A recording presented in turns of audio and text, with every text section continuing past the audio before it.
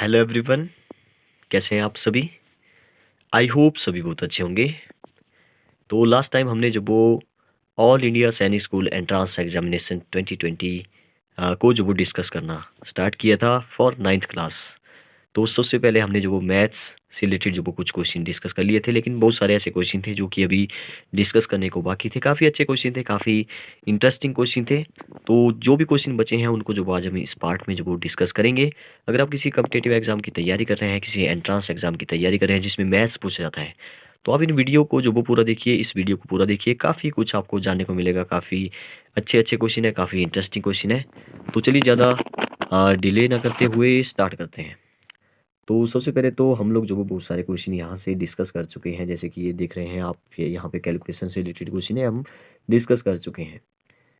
ये वाला हम लोग जो वो डिस्कस कर चुके हैं, स्क्वायर से रिलेटेड क्वेश्चन था, रेशो से रिलेटेड जो वो बहुत सारे क्वेश्चन हमने लास्ट टाइम में डिस्कस कर लिए थे। हाँ, 11 का डिविजिबिलिटी रूल जो वो यहाँ पे यूज़ होगा वो भी डिस्कस हमने कर लिया था। ए और बी की वैल्यू यहाँ से निकालनी थी, ये भी डिस्कस कर लिया था। क्वेश्चन नंबर 10 मेरे ख्याल से, हाँ, ये भी डिस्कस कर लिया था। 9 का जो वो डिविजिबिलिटी रूल जो वो यहाँ पे लगेगा। 9 और 3 का जो डिविजिबिलिटी रूल है वो जो वो लगभग सेम है, क्योंकि आपको जो भी नंबर दिया होगा सम ऑफ डिजिट जो वो करना है। अगर 3 के लिए चेक करना है तो वो सम ऑफ डिजिट जो वो 3 से डिविजिबल होना चाहिए, मतलब कि 3 का मल्टीपल होना चाहिए। अगर 9 से चेक करना है तो सम ऑफ डिजिट जो वो 9 से डिविजिबल होना चाहिए, आपको पता है। तो आपको जो वो यहाँ पे नंबर चेक करना था। मेरे ख्याल से क्वेश्चन नंबर 11 से जो वो हमें स्टार्ट करना चाहिए, क्योंकि लास्ट टाइम हमने 9 का जो डिविजिबिलिटी रूल है वो जो वो डिस्कस कर लिया था, ये वाला। तो चलिए फिर स्टार्ट करते हैं क्वेश्चन नंबर 11 से। इस कैमरे को मैं यहाँ से हटा देता हूँ। ओके, देखिए क्वेश्चन नंबर 11 में जो वो काफ़ी अच्छा जो वो क्वेश्चन है। इसमें जो वो कंसेप्ट जो वो ए यूज़ होगा कि आपको पता होना चाहिए इक्विलेटरल ट्राइंगल का एरिया के बारे में। देखिए इक्विलेटरल ट्राइंगल कौन सी ट्राइंगल होती है जिसमें सभी साइड जो वो इक्वल होती है। अगर इसकी सभी साइड मतलब कि ट्राइंगल है, 3 एंगल होंगे, 3 साइड होगी, ठीक है। तो इसकी खास बात ये है कि इसमें जो एंगल होंगे तीनों ही वो भी इक्वल होंगे। और क्योंकि सम ऑफ एंगल, इंटीरियर एंगल जो वो 180 होता है, सबको पता है। तो 180 को 3 से डिवाइड करेंगे तो आ जाएगा 60। तो 60 जो वो यहाँ पे ईच एंगल जो वो का मेजर जो वो हो जाएगा 60, 60 इसका भी, और 60 मतलब कि सभी इंटीरियर एंगल जो वो इक्विलेटरल ट्राइंगल के 60 होते हैं।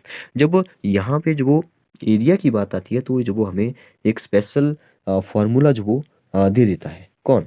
एरिया जो वो हम लोग कैसे निकालते हैं, तो इसका जो एरिया का फार्मूला है वो है √3/4। क्या है? √3/4 ए स्क्वायर। ए जो वो क्या है? ए जो वो इसकी कोई साइड है, ठीक है, ए की साइड होगी, क्योंकि सभी साइड तो इक्वल है, क्योंकि इक्विलेटर ट्राइंगल है, ठीक है। तो ए हमारे पास गिवन है, जो कि यहाँ पे देखिए 64/3 है। तो अगर मैं इसको इक्वल टू 64/3 लिखूँ तो जो वो हमारी जो एक इक्वेशन बनेगी, यहाँ से जो हम लोग ए की वैल्यू फिर निकाल सकते हैं, ठीक है। हमने कुछ नहीं किया अभी तक। हमारा जो एरिया है वो जो गिवन था 64/3, ठीक है। हमारा फार्मूला था √3/4 ए स्क्वायर। तो कई सारे मेथड है इसको निकालने के। अगर आप जनरल फार्मूला जो वो यूज़ कर सकते हैं यहाँ पे, वो भी आप लगा सकते हैं, ठीक है। तो यहाँ पे इक्विलेटर ट्राइंगल का क्योंकि स्पेशल हमारे पास फार्मूला है तो इसी को यूज़ करेंगे। तो यहाँ से जो वो अगर हम देखिए यहाँ पे भी √3 है, यहाँ पे आप देख रहे हैं √3 है, इस साइड भी √3 है। तो √3 जो वो यहाँ पर मल्टीप्लाई हो रहा है, दूसरी जगह वैसे भी डिवाइड हो जाएगा। तो क्यों ना मैं इसको यहाँ पे ही उड़ा दूँ, √3 यहाँ से उड़ गया, यहाँ से उड़ गया, ठीक है। तो एक साइड हमारे पास बचा ए स्क्वायर, जो कि यहाँ पे आप देख रहे हैं ए स्क्वायर अपॉन में है 4, तो मैंने लिख दिया 4, और दूसरी साइड बचा सिर्फ 64, तो 64। अगर मैं 4 को इस साइड ले जाऊँ तो 64 4 से मल्टीप्लाई हो जाएगा, तो ए स्क्वायर की वैल्यू आ जाएगी 64 मल्टीप्लाई बाई 4। और 64 4 जाज वो कितना होता है? 64 4 जा 4 4 जा 16, 6 1 और 6 4 जा 25। ए आ रहा है मेरे ख्याल से 256। और ए स्क्वायर क्योंकि 256 आ रहा है, तो आप बताइए कि क्योंकि स्क्वायर है आ रहा है, ठीक है, तो 256 जो वो किसका स्क्वायर होता है? तो आपको स्क्वायर जो वो लर्न करना है। देखिए स्क्वायर जो वो बहुत सारे यूज़ होते हैं, तभी तो स्क्वायर जो वो बोला जाता है कि कम से कम जो आप 50 तक लर्न करिए। अगर आप किसी कम्पिटेटिव एग्जाम में या कोई एंट्रेंस एग्जाम देना चाहते हैं तो कम से कम 30 मैक्सिमम 50 तक जो आप कर सकते हैं। तो यहाँ पे 256 जो वो 16 का स्क्वायर होता है, तो इसका मतलब है ए की वैल्यू कितनी आ गई? 16 आ गई। तो 16 is the right answer, 16 centimetre. काफ़ी अच्छा क्वेश्चन था ये। नेक्स्ट है क्वेश्चन नंबर 12। यहाँ पे जो 4m² minus A square plus 2ab minus A B जो भी है, ठीक है, इसकी जो वो यहाँ पे वैल्यू आपने बतानी थी। अब इसमें जो वो यहाँ पे क्या है, ए स्क्वायर है या A1 है, यहाँ पे दिखाई नहीं दे रहा है मुझे अच्छे से। यहाँ पे मेरे ख्याल से स्क्वायर है, यहाँ पे नहीं दिखाई दे रहा है, 1 है या 2 है, जो भी है, 1 तो नहीं उसका, वैसे 2 ही होगा यहाँ पे। चलिए इस क्वेश्चन को थोड़ा सा स्किप करते हैं थोड़ी देर के लिए, ठीक है। अगर दिखेगा फिर से अच्छे से तो हम इसको जो सॉल्व करेंगे। यहाँ पे ए की पावर में नहीं दिखाई दे रहा है, क्या दिखा लिखा है। चलिए इसको थोड़ा सा बाद में देखते हैं, ठीक है। क्वेश्चन नंबर 13 है, the ratio between the speed of two train. हाँ, ए अच्छा क्वेश्चन है कि दो ट्रेन है, उनकी जो स्पीड है उसकी रेशो गिवन है, ठीक है, 3 और 5। मतलब कि अगर एक की स्पीड जो वो 3 किलोमीटर पर आवर है तो दूसरे की 5 किलोमीटर पर आवर है, ठीक है। ऐसे आप इसको समझ सकते हैं थोड़ी देर के लिए, क्योंकि रेशो गिवन है, ठीक है। तो इफ़ ट्रेन बी, तो बी की जो स्पीड है वो जो होगी वन है 300 किलोमीटर पर 4 आवर, ठीक है, पर आवर नहीं, पर 4 hour. The speed of train A will be. अच्छा क्वेश्चन है वैसे। देखिए हम क्या करते हैं, जब रेसो में कोई क्वेश्चन होता है तो हम लोग बोल देते हैं कि 3 रेसो 5 का मतलब है, क्योंकि इसका मतलब 3 किलोमीटर नहीं है, ठीक है। इसका मतलब 3x जो वो हमने मान लेंगे, क्योंकि कोई यहाँ पे जो वो इक्विवेलेंट फ्रैक्शन मतलब कि मल्टीपल जो वो कॉमन मल्टीप्लाई हो रहा होगा, तो मैंने 3x और 5x जो वो इसको मान लिया, ठीक है। तो क्योंकि बी की जो स्पीड है वो जो वो दी गई है 300 किलोमीटर पर 4 आवर, तो इसकी अगर मैं स्पीड निकालूं तो स्पीड हो जाएगी डिस्टेंस अपॉन टाइम। यस, यही हो जाएगा। डिस्टेंस जो वो 300 है, मैंने इस साइड लिखा 300, और टाइम जो वो 4 का है, तो आवर में हमारी स्पीड जो वो निकल जाएगी। अगर मैं इसको काटूँ यहाँ पे तो 4 × 1 = 4, 75। यस, 75 4 × 300 होता है, 75 2 × 150, तो 150 300 होता है 75। तो यहाँ पे निकल गई इसकी स्पीड 75 किलोमीटर पर आवर, ठीक है। ये जो बी की स्पीड जो वो यहाँ पे गिवन थी, हमने स्पीड में चेंज किया इसको, स्पीड जो वो इसकी निकले तो 75 निकली। मतलब कि 5x किसके बराबर हो गया, 75 के, ठीक है। अगर मैं यहाँ से जो वो x की वैल्यू निकाल लूँ तो 15 5 जो होता है, 15 यहाँ पे निकली x की वैल्यू, तो 3x में निकाल लूँगा, 3 × 15, 15 3 × 45, 45 will be the right answer. इसको आप ऐसे भी कर सकते थे, जैसे अगर आप सोचते हैं कि 3/5 जो वो हमारी रेशो है, ठीक है, तो मैंने ऐसे फ्रैक्शन में इसको लिख लिया, इक्वल टू जो वो आप 5, मतलब कि जो वो बी की जो स्पीड है वो ज़्यादा है, तो बी की ही हमारे पास गिवन है 300 किलोमीटर, 300 किलोमीटर पर 4 आवर। तो जब यहाँ से जो वो मैंने स्पीड निकाली तो 75 आ रहा था, तो अगर मैं यहाँ पे 75 रखूँ तो एक्स की वैल्यू यहाँ से निकालनी है, ठीक है। तो 5 से अगर 75 बना, ऐसे क्वेश्चन आपने छोटी क्लासेस में भी काफ़ी सारे किए होंगे, 5 से 75 कैसे बना। तो 5 से 25, 25 नहीं, 25 नहीं, 15 5 जो होता है, तो 5 से 15 मल्टीप्लाई हुआ होगा, तभी आया होगा 75। तो ऊपर भी आपने पढ़ा होगा इक्विवेलेंट फ्रैक्शन के बारे में, तो रेशो में जो वो यही लॉजिक जो वो आपने लगाना है, कंसेप्ट यही यूज़ करना है, इक्विवेलेंट फ्रैक्शन वाला। तो यहाँ पे 15 से मल्टीप्लाई हुआ, तो यहाँ पे भी 15 से, तो 15 3 × 45। तो ऐसे भी आप जो इसको सोच सकते थे। तो 45 किलोमीटर पर आवर जो इसकी स्पीड हो जाएगी, किसकी, ए की, बी की गिवन थी। नेक्स्ट क्वेश्चन है, 2 year ago Dilip was 3 times as old as his son and 2 year hence twice his age will be equal to 5 times that of his son, the present age। ये भी काफ़ी अच्छा question है, थोड़ा सा lengthy question जरूर है, लेकिन इसका जो वो आपको जल्दी जल्दी से जो वो पता होना चाहिए कि करेंगे इसको कैसे। देखिए आपको क्या करना होता है इसमें, दिलीप की एज जो वो यहाँ पे, अच्छा दोनों की पूछिए, प्रेजेंट एज मतलब कि दोनों की गिवन नहीं है, ठीक है। तो दिलीप की जो वो, Dilip was 3 time his son, अच्छा उसका सन भी है, ठीक है। तो दिलीप की जो एज है वो मान ली मैंने एक्स, ठीक है। उसके जो सन है वो जो उसकी मान ली मैंने वाई, ठीक है। एज मान ली ईयर में, एक्स ईयर और वाई ईयर, ठीक है। अब पहली बार इसने बोला कि 2 साल पहले की बात करते हैं, ठीक है। 2 साल पहले जो वो उसकी कितनी हो जाएगी, तो x-2 हो जाएगी, ठीक है। अब दूसरी की भी तो हो जाएगी, दूसरी की भी तो 2 साल घट जाएगी। ऐसा तो नहीं हो सकता कि अगर मैं बोलूँ कि मेरी एज जो वो 2 साल पहले जो वो 2 साल कम हो गई, तो सबकी घटेगी, ठीक है, जिससे भी बात हो रही है। तो y-2 हो जाएगी इसकी। अब इसने अकॉर्डिंग टू क्वेश्चन क्या बोला, इसने बोला Dilip was 3 times as old his son and 2 year hence। अच्छा, यहाँ तक इसने बोला, देखिए Dilip was 3 times as old his son 3 year ago, 3 साल पहले। अच्छा, 3 साल पहले की बात हो रही है, सॉरी 3 नहीं 2 year ago, ठीक है, 3 नहीं 2 year। तो इसने बोला कि 3 times, तो 3 times कर देते हैं।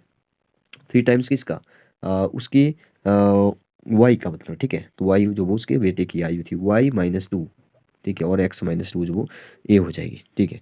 तो ए जो वो हमारी इक्वेशन बन गई। इसको थोड़ा सा सॉल्व करेंगे। मैं सोच रहा हूँ इसको व्हाइट बोर्ड पे किया जाए, लेकिन चलो फिलहाल जो वो आप यहाँ पे ही देखिए, इसको सॉल्व कर लेते हैं थोड़ा सा। 3y - 3 2 जा हो जाएगा 6, और x-2, इसको सॉल्व करेंगे तो यहाँ पे मेरे ख्याल से एक्स को जो वो एक साइड ले आऊँगा तो माइनस का हो जाएगा, और सिक्स जो वो दूसरी साइड जाएगा तो ये प्लस का हो जाएगा। तो ये बन जाएगा मेरे ख्याल से सिक्स दूसरी साइड जाएगा प्लस का हो जाएगा, तो ए बन जाएगी मेरी equation 3y minus x equal to 4। ठीक है, फर्स्ट इक्वेशन जो वो मेरी बनकर तैयार हो चुकी है। वैसे एक्स जो वो पहले रखना था वाई, कोई प्रॉब्लम नहीं है इसमें, हम बिल्कुल ऐसे ही जो वो इसको सॉल्व कर लेंगे। ठीक है, अब नेक्स्ट इसने बोला कि 2 ईयर हैंस। ठीक है, मतलब कि 2 साल के बाद क्या हुआ। अब 2 साल के बाद, अब मैं इस इक्वेशन को याद रखूंगा। पहली इक्वेशन क्या थी हमारी, दोनों को सब्ट्रैक्ट करेंगे लास्ट में। ठीक है, बाई सब्स्टिट्यूशन मेथड भी कर सकते हैं। आपने 10th क्लास में बहुत सारे क्वेश्चन जो ऐसे डिस्कस ऐसे जो आपने पढ़े होंगे, या पहले भी जो आपने ऐसे क्वेश्चन देखे होंगे कि कैसे जो इसको सॉल्व करते हैं। तो अगर मैं 2 साल पीछे चला जाऊँ तो एक्स प्लस, सॉरी पीछे नहीं, हैंस मतलब कि 2 साल बाद, तो वो x plus two x y plus two हो जाएगी। तो इसने बोला कि twice his age will be equal to 5 times that is son. तो 5 टाइम्स और ट्वाइस, तो मैंने कर दिया ट्वाइस। ट्वाइस किसका, ट्वाइस जो वो उसी का ही, ठीक है, दिलीप का। एक्स प्लस टू तो ट्वाइस हो गया, और एक साइड जो वो इसने बोला 5 टाइम्स, तो 5 टाइम्स जो वो वाई प्लस टू हो गया। अब इसको जो सॉल्व करेंगे 2x+4, और यहाँ पे आ गया 5y+10। अगर मैं इसको जो वो इस साइड ले आऊँ तो ये बन जाएगा 2x-5y, और 4 दूसरी आ जाएगा तो माइनस हो जाएगा, 6 बचेगा, फिर 10 में से 4 माइनस हो गया। ठीक है, 6। तो ये मेरी दूसरी इक्वेशन बन गई। ठीक है, अगर मैं दोनों इक्वेशन को जो वो ध्यान से देखूँ, तो मेरी जो पहली इक्वेशन थी, देखिए मैं दूसरी इक्वेशन को जो वो पहले लिख रहा हूँ। मेरी जो दूसरी इक्वेशन है वो अभी निकली 2x-5y इक्वल टू 6। जो मेरी दूसरी इक्वेशन थी, सॉरी पहली इक्वेशन थी, उसमें जो वो एक्स बाद में था जो कि माइनस का था, एक्स बाद में था जो कि माइनस का था, तो मैंने जो वो एक्स वो माइनस का एक्स जो वो मैंने पहले रख दिया, और यहाँ पे 3y जो वो हमारे पास प्लस का था वो मैंने यहाँ पे रख दिया, इक्वल टू क्या था, इक्वल टू 4 था। ठीक है, मैंने कुछ नहीं किया है, पहली इक्वेशन थी, ये हमारी दूसरी इक्वेशन थी, मैंने थोड़ा सा यहाँ पे जो चेंज किया। ठीक है, मैंने कोई सिंबल चेंज नहीं किया, ध्यान दीजिए। अगर मैं सिंबल चेंज करता तो 4 का सिंबल चेंज होता। मैंने सिंबल चेंज नहीं किया, मैंने जो वो यहाँ पे ऐसे था 3y-x था, तो मैंने 3y-x को जो वो वैसे ही रखा, बस सिंबल वैसे ही रहने दिया, इसके ऑर्डर चेंज कर दिया। ठीक है, अब आप देखिए कि यहाँ से अगर x और y की वैल्यू निकालनी होगी तो क्या करना पड़ेगा। ठीक है, तो अगर मैं जब वो यहाँ से वैल्यू निकालना चाहूँ तो मुझे जो वो पहले 2 से मल्टीप्लाई करना पड़ेगा इस दो वाली इस फर्स्ट वाली इक्वेशन को। ठीक है, क्यों करना पड़ेगा 2 से मल्टीप्लाई, क्योंकि यहाँ पे मुझे 2 चाहिए, तभी तो कैंसिल होगा। तो 2 से जैसे मल्टीप्लाई किया तो ये हो जाएगा माइनस का 2x, और यहाँ पे हो जाएगा 3×2=6y, और ये 4×2=8 हो जाएगा। अब हम देख रहे हैं यहाँ पे भी 2x है, यहाँ पे भी 2x है, माइनस करूँगा दोनों प्लस हो जाएंगे क्योंकि ये पहले से ही माइनस का है। ठीक है, तो मैं क्या करूँगा यहाँ पे प्लस कर दूंगा दोनों को। तो दोनों को प्लस करने पर जो वो क्या हुआ, ये जो 2x है 2x वाला कैंसिल हो गया, और ये 5y वाला जो वो प्लस किया ना मैंने, तो 5y+6 है, प्लस प्लस प्लस ही रहा, तो 5y में से प्लस का 6y। ठीक है, 6, एक y बचा मेरे ख्याल से, तो एक y जो वो मेरे ख्याल से यहाँ पे आ गया 8 और 6 कितना होता है, 9 10 11 12 13 14। ठीक है, तो y की वैल्यू जो वो 14 आ गई। ठीक है, y की वैल्यू 14 आ गई। आप चाहो तो साथ साथ में जो वो इसको जो वो कॉपी पेंसिल लेकर के सॉल्व कर सकते हैं, बिल्कुल वही आंसर आएगा, y=14 आ रहा है। अगर y=14 है तो किसी भी एक इक्वेशन में जो वो इसकी वैल्यू डाल दीजिए। अब y=14 जो वो मैं डाल रहा हूँ किसी इक्वेशन में, मैंने कोई भी इक्वेशन डाल दी, जैसे मैंने मेरी एक इक्वेशन थी 2x-5y=6 था, तो y जो वो यहाँ पे 14 में डाल रहा हूँ, तो 2x-14 5 जा कितना होता है, यहाँ पे लिख दिया मैंने 5, और यहाँ पे लिख दिया मैंने 14। ठीक है, तो 6 यहाँ पे 14 5 जा मैं साइड में कर लेता हूँ, अगर आपको नहीं पता है तो ऐसे साइड में भी आप कर सकते हैं। ठीक है, 4 5 जा 20 70 होता है। ठीक है, सीधी ऐसी बात है। तो यहाँ पे हो जाएगा 2x-70=6, और 2x हो जाएगा 70 चलाएगा दूसरी साइड, तो ये जो मेरे ख्याल से 76 हो जाएगा। 76, यस। तो 76, और x की वैल्यू 2x है ना यहाँ पे, तो x की वैल्यू 76/2, तो x की वैल्यू आ जाएगी मेरे ख्याल से 38। 76 का हाफ 38 होता है, तो 38, और दूसरी वैल्यू हमारी आ रही थी 14, तो 38 एंड 14 जो वो हमारा आंसर हो जाएगा, A will be the right answer. अच्छा क्वेश्चन था। नेक्स्ट क्वेश्चन बिल्कुल सिंपल सा है। The probability of getting 7 in a single throw of dice is, dice होता है, आपको पता है डाइस ऐसे क्यूब के जैसा होता है, एक साइड अगर 1 लिखा है, दूसरी साइड जो वो क्या होगा 6 होगा, दोनों का सम जो वो 7 होना चाहिए अपोजिट फेसिस का, वो होता है एक परफेक्ट डाइस। ठीक है, स्टैंडर्ड डाइस। तो यहाँ पे जो वो इसने बोला 7 आने की, क्योंकि डाइस जो वो एक ही है, सिंगल। ठीक है? तो आपकी जो आउटकम्स बनते हैं वो जो वो 1 आ सकता है, 2 आ सकता है, 3 आ सकता है, 4 आ सकता है, 5 आ सकता है, 6 आ सकता है। ठीक है? 6 जो वो टोटल आउटकम्स आते हैं। इसने बोला 7 आने के कितने चांसेज़ है? प्रोबेबिलिटी कितनी है?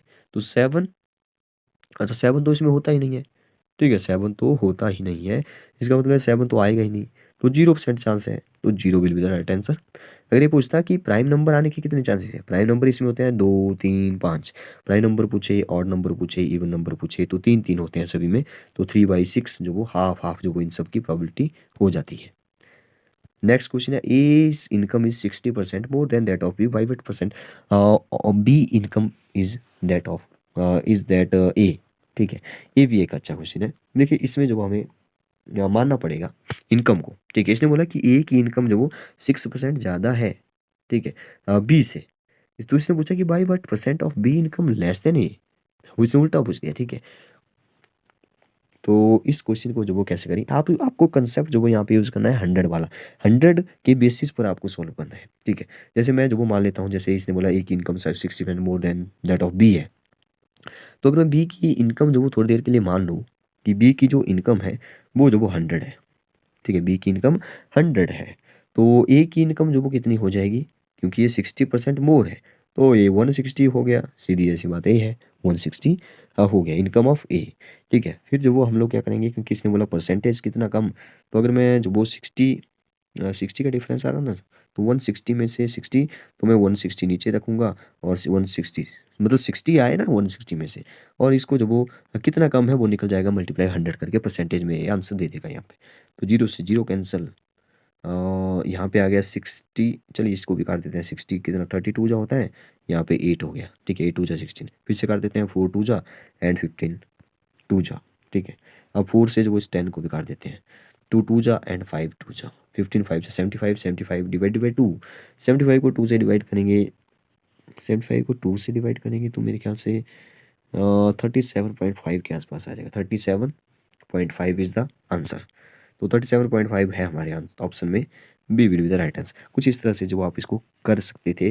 बिल्कुल ईजी सा जो ये क्वेश्चन था, इसमें कुछ वैसे था नहीं, आपको कंसेप्ट यूज़ करना था, 100 के बेसिस पर इसको सॉल्व करना था। नेक्स्ट क्वेश्चन मुझे काफ़ी अच्छा लग रहा है, इंटरेस्टिंग क्वेश्चन है। इसने बोला by joining -3 2 -3 3 and -3 4 which of the following is obtained? क्या ट्राइंगल बनेगा? आप देखेंगे ध्यान से 3 पॉइंट है तो आप बोलेंगे ट्राइंगल है। ठीक है? लेकिन इसको जो वो चेक करना पड़ेगा पहले कि ट्राइंगल है कि क्या पता कोई स्ट्रेट लाइन बन रही है। ठीक है? तीनों बाकी बी सी और डी में स्ट्रेट लाइन है। ठीक है? इसने बोला parallel to x axis, parallel to y axis and line passing through origin. तो इसको चेक करना पड़ेगा ना पहले। तो आपको पता है कि जैसे क्वाड्रेंट आपने सुना होगा, first quadrant, second quadrant, third quadrant, fourth quadrant. तो फर्स्ट क्वाड्रेंट में जो वो पॉजिटिव पॉजिटिव आता है। ठीक है? तो यहाँ पे जो वो ओरिजिन होता है, यहाँ पे प्लस का 1 2 3 ये एक्स एक्सिस पर जो वो इसमें -1 -2 -3 -4 ठीक है ऐसे होंगे। और वाई एक्सिस पर वर्टिकली जो वो प्लस वाले होंगे 1 2 ऐसे जो आपने सुना होगा। ठीक है? अब आप देख रहे हैं ध्यान से कि यहाँ पे सबसे पहला पॉइंट एक लेते हैं -3 और 2। मतलब कि एक्स जो वो माइनस का है और 2 जो वो देखिए फिक्स ऑर्डर में होते हैं, पहले एक्स होता है फिर वाई होता है। तो एक्स माइनस का है और वाई जो वो प्लस का है। ठीक है? तो आप देखिए एक्स जो माइनस का कब होता है पहले। ठीक है? अगर हम यहाँ देखें तो एक्स और वाई दोनों ही पॉजिटिव होते हैं। अगर हम यहाँ देखें एक्स और वाई तो एक्स जो वो यहाँ पे नेगेटिव होता है, वाई पॉजिटिव होता है। मतलब कि इस क्वाड्रेंट में जो वो लाई कर रहा है, इसमें दोनों ही माइनस के होते हैं, इसमें दोनों ही माइनस के होते हैं। और इसमें जो वो एक्स पॉजिटिव होता है और वाई जो वो यहाँ पे माइनस का होता है। आप यहाँ पे देख रहे हैं वाई माइनस का है नीचे वाली साइड। तो ये वाला जो पॉइंट है फर्स्ट -3 एंड 2, तो ये लाई करेगा किसमें -3 यहाँ जैसे आएगा। जैसे मैं जो वो यहाँ पे मान लेता हूँ -3, तो -3 जो वो मान मान लिया मैंने यहाँ जैसे, और 2 यहाँ जैसे ये पॉइंट जो वो लाई करा -3 और यहाँ पे 2 इन दोनों को मिलाया तो -3 और 2 ये वाला पॉइंट वही यहाँ पे बना दिया। नेक्स्ट है -3 दोनों माइनस के, तो -3 जो यहाँ जैसे होगा। ठीक है? माइनस वाला यहाँ पे -3 ले लिया, यहाँ जैसे मैंने इस पॉइंट को ले लिया। अब नेक्स्ट है -3 एंड 4। ठीक है? -3 एंड 4 जो वो फिर से यहाँ जैसे आएगा -3 एंड 4 कहाँ जैसे आएगा, -3 एंड 4 ये बोल रहा है कि सेकंड क्वाड्रेंट में ही फिर से -3 कहाँ जैसे होगा, -3 और 4 जो वो है वाई वाला 4 है। ओ सॉरी कहाँ चला गया। तो ऐसा करते हैं इस क्वेश्चन को जो वो यहाँ पे जो वो ज़रा देखते हैं पेंसिल और कॉपी लेकर के कि इसको जो वो कैसे देखा जाए, ठीक है। आपको अभी मैंने बताया कि एक जो वो यहाँ पे एक्स एक्सिस होगा और एक जो वो वाई एक्सिस होगा। ये जो वो हमारी एक्स एक्सिस है और ये जो वो हमारी वाई एक्सिस है, ठीक है। अब आपको जो वो पॉइंट लेना है पहले -3 और 2 वाला पॉइंट, -3 एंड 2। आपको बताइए यहाँ पे जो वो -1 होगा, -2 होगा, -3 होगा, -4 होगा। ऊपर वाली साइड जो वो ये वाई वाला 1 होगा और 2 प्लस वाला, ठीक है, ये 3 होगा और ये 4 होगा ऐसे। और अगर इस साइड चलें तो एक्स एक्सिस में जो पॉजिटिव 1 2 और 3 ऐसे 4, और यहाँ पे नीचे वाली साइड वाई जो वो नेगेटिव वाला होगा, तो -1 -2 -3 -4। तो मैंने आपको पहले बता दिया इसमें जो वो एक्स और वाई दोनों ही पॉजिटिव रहेंगे। इसमें देखिए एक्स और वाई कैसे हुई, इसमें एक्स जो वो यहाँ पे है तो एक्स नेगेटिव है, तो एक्स नेगेटिव और वाई जो वो पॉजिटिव होगा, ठीक है। अगर हम इस क्वाड्रेंट में देखें तो एक्स और वाई दोनों ही नेगेटिव है। देखिए ये एक्स है, ये वाई नेगेटिव वाले हैं दोनों, तो इसमें दोनों नेगेटिव होंगे, ठीक है, कॉमा। और इसमें जो वो एक्स जो वो पॉजिटिव होगा और इसमें वाई जो वो नेगेटिव होगा, ठीक है। आप देख रहे हैं यहाँ पे एक्स वाई, ठीक है। आपने जो वो ट्रिग्नोमेट्री पे नहीं जाएंगे कि साइन कॉस टेन, ठीक है, वो अलग जो वो एक टॉपिक है, लेकिन ये फिक्स ऑर्डर में होते हैं, इसको यहाँ पे याद रखिए। मतलब कि एक्स जो वो पहले होगा, वाई जो वो बाद में होगा, ये यहाँ पे याद रखिए बस। अब इस पॉइंट को लेते हैं -3 और 2। अब -3 और 2 माइनस एक्स का है और वाई प्लस का है, इसका मतलब है जो वो इस क्वाड्रेंट में है। तो -3 मतलब कि एक्स एक्सिस वाला, ये है -3 एक्स एक्सिस, और वाई है यहाँ पे 2, तो वाई यहाँ पे 2 है। इसको मिलाएंगे तो यहाँ पे हमें पॉइंट मिलेगा, ठीक है, मतलब ये पॉइंट जो वो यहाँ पे है। अब दूसरे वाला पॉइंट लेते हैं -3 और -3। देखिए -3 यहाँ पे मिलेगा ना, -3, ए है -3 और ए है -3, इसको यहाँ पे मिलाएं तो यहाँ जैसे हमें मिल रहा है। देखिए एक ही लाइन में जो वो अभी अभी तक तो एक ही लाइन बनी, ठीक है। तीसरे को देखते हैं -3 एंड 4। तो -3 एंड 4 जो वो इसी में मिलेगा, क्योंकि -3 मतलब कि एक्स माइनस का है और वाई जो वो प्लस का है, तो इसी में मिलेगा। -3 मतलब कि एक्स का -3 यहाँ पे है और 4 जो वो आपको यहाँ पे मिलेगा। तो इस लाइन को जो वो यहाँ पे मिलाएंगे तो ये जो वो यहाँ जैसे मिलेगा, ये पॉइंट हमें यहाँ पे मिल रहा है। तो हम देखेंगे तो ये लाइन जो वो अगर मैं ऐसे ड्रॉ करूँ लाइन को, तो ये जो वो parallel to vertical y axis पे जो वो आ रही है, पैरेलल है ना इसके, तो इसका मतलब पैरेलल टू वाई एक्सिस होगा, ठीक है। तो ये काफ़ी अच्छा क्वेश्चन था। तो ज़रा देखते हैं यहाँ पे जो वो पैरेलल टू वाई एक्सिस जो वो किस ऑप्शन में है। देखिए पैरेलल टू एक्स एक्सिस है, यहाँ पे है पैरेलल टू वाई एक्सिस, तो स्ट्रेट लाइन तो होगी, पैरेलल टू वाई एक्सिस होगा, तो C will be the right answer. Next question है question number 18, the number of times a particular observation occur in a given data. तो इसको क्या बोलते हैं, फ्रिक्वेंसी बोलते हैं, सीधी ऐसी बात है, आपने जो वो ऐसे क्वेश्चन जो वो पढ़े होंगे फ्रिक्वेंसी से रिलेटेड। नेक्स्ट है, by selling 33 metre of cloth हर driver losses an amount equal to the selling price of 3 metre of cloth find his gain और लॉस परसेंटेज। ये जो क्वेश्चन है वो मुझे लगता है कि ये भी एक थोड़ा सा बोल सकते हैं, थोड़ा सा टिपिकल जो वो क्वेश्चन हो सकता है। लेकिन कोशिश करेंगे इसको, मतलब कि कुछ ऐसे क्वेश्चन होते हैं एग्जाम में जो कि थोड़े से टिपिकल डाले जाते हैं। अब सभी क्वेश्चन इजी होंगे तब तो मेरिट जो वो बनाना मुश्किल है, ठीक है। तो इसलिए जो वो यहाँ पे जो भी क्वेश्चन है, ठीक है, तो ये भी एक अच्छा क्वेश्चन है। इसने बोला by selling 33 metre of glass driver loss is an amount of equal to selling price of 3 metre. अब देखिए इसमें बोला क्या है एक्चुअल में, आपको जो पहले मानना पड़ेगा, जैसे मैंने मान लिया, मान लो let the selling price of कितना मीटर बोला है इसने, कहाँ लिखा है, 33 मीटर। 33 नहीं, हमें मानना पड़ेगा 1 मीटर का, 1 मीटर का मान लेते हैं पहले। तो 1 मीटर का अगर मैंने मान लिया एक्स रुपीज़, ठीक है। 33 का जो वो इसने, तो 33 कितने का हो जाएगा, 33 मीटर का जो वो यहाँ पे हो जाएगा 33 एक्स, ठीक है, सीधी सी बात है, 33 मीटर का 33 एक्स हो जाएगा, ठीक है। तो यहाँ पे इसने बोला कि 3 मीटर, तो अगर मैं बोलूँ 3 मीटर का कितना हो जाएगा, तो 3 एक्स हो जाएगा, ठीक है। और यहाँ पे इसका मतलब लॉस हो रहा है, लॉस परसेंटेज, ठीक है, लॉस परसेंटेज बोला है इसने। तो अगर मैं बोलूँ कि लॉस परसेंटेज, आपको पता है पहले भी हम लोग जो वो ऐसा क्वेश्चन कर चुके हैं, ठीक है। लॉस रुपीज़ कितना हुआ, 3x। तो लॉस अगर निकालना हो हमें, ठीक है, तो वो हो जाएगा C P minus S P. आप सभी को होता है C P minus S P, तो 3x जो वो C P equal to 3 CP - 33x हो जाएगा। अगर यहाँ से सी पी निकाल दूँ तो ये 33 जो वो इस साइड आएगा, तो ये प्लस का हो जाएगा और ये बन जाएगा 33x। तो सी पी हमारे पास आ गया 33x, ठीक है। तो यहाँ से अगर मैं लॉस की परसेंटेज निकाल लूँ कि कितना लॉस हुआ परसेंटेज में, तो आपको पता है फार्मूला, लॉस अपॉन में कॉस्ट प्राइस करते हैं और मल्टीप्लाई 100 करते हैं। तो लॉस हुआ, लॉस वो कितना था, 2x था, 2x, 2x नहीं 3x था, ठीक है, 3x था। और यहाँ पे कॉस्ट प्राइस था हमारे पास 336x, जो अभी हमने निकाला मल्टीप्लाई बाई 100। तो यहाँ से एक्स की वैल्यू एक्स से कट गया, 3 से जो वो 12, 3 जो होता है 36, 12 कट गया। और 100/12, 100/12 का क्या मतलब है? 100/12 2 से काटेंगे तो यहाँ पे आ जाएगा 50, यहाँ पे आ जाएगा 6, फिर से 2 काटेंगे, यहाँ पे 25, यहाँ पे आ जाएगा 3, 25/3। और अब 25/3 को जो वो मैं क्या लिख सकता हूँ, देखिए 25/3 को मैं जो वो लिख सकता हूँ, 3 का टेबल पढ़िए, 8 3 जा होता है, तो 8 3 एंड 8, 8 और एंड 3, 8 एंड 1/3 आ जाएगा। हाँ देखिए इसको सॉल्व करिए मिक्स फ्रैक्शन में, 8 3 जा 24, 25/3। तो लॉस कितना हुआ? 8 एंड 1/3 जो वो लॉस हुआ उसको।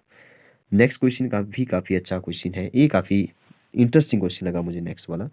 3 क्यूब ऑफ मेटल, 3 क्यूब है, ठीक है, 3 जो वो हमारे पास क्यूब है, एक क्यूब है, दूसरा क्यूब है, तीसरा क्यूब है, ठीक है, 3 जो वो हमारे पास क्यूब है। और इसने बोला कि तीनों को प्लस किया, प्लस नहीं किया सॉरी, तीनों के एजिज भी गिवन है, एजिज मतलब उनकी साइड, साइड ही तो एजिज है, सभी एजिज जो वो बराबर होते हैं, ठीक है। कितने एजिज होते हैं? 12 जो वो इसमें एजिज होते हैं। देखिए 4 जो वो ऊपर है, 5 6 7 8 9 10, 4 जो वो नीचे हैं, तो 12 12 एजिज है। तो एजिज जो वो यहाँ पे इसका 6 मान लिया, गिवन है, मान नहीं लिया, गिवन है, ठीक है, साइड गिवन है, मतलब एजिज मतलब साइड लाइन सेगमेंट। 8 यहाँ पे है और 10 यहाँ पे, इसने बोला इनको पिघला दिया, ठीक है, मेटल के हैं, तो तीनों को जो वो मेल्ट किया और एक बड़ा क्यूब बनाया। तो बड़ा क्यूब जो वो बनाया, तो बहुत बड़ा क्यूब बनेगा इन तीनों से। तो उसने पूछा कि बड़े क्यूब का जो वो साइड कितना होगा, एज कितना होगा, एजिज कितना होगा, एज कितना होगा उसका, ठीक है।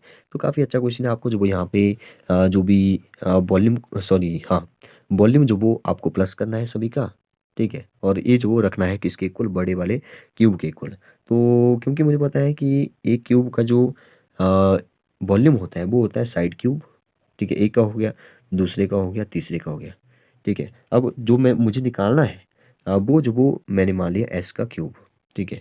तो ये हो गया जो छोटे छोटे क्यूब है, 1 2 3, 3 क्यूब, और ये जो नया क्यूब है एस एन, मैंने इसको मान लिया, ठीक है। तो ऐसे मैंने जब इसको करना था, क्योंकि पिघला करके बड़ा क्यूब बनेगा, उसका जो कैपेसिटी होगी, उसकी जो वॉल्यूम होगा वो उसी के बराबर होगा।